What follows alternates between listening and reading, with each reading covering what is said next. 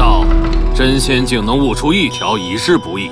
剑仙不是一般人呐，连天道剑法都能顿悟。大家都打起精神来，要严加审查，绝不能让天道秘术落入心术不正的修士手中。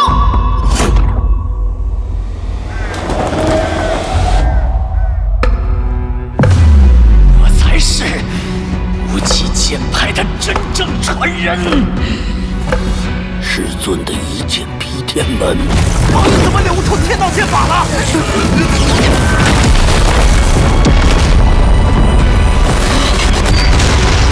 王陵学员，你究竟是何方神圣啊？这小子虽然逆天，也不可能凌驾于天道之上吧？除此之外，以后你就是天道白名单用户了。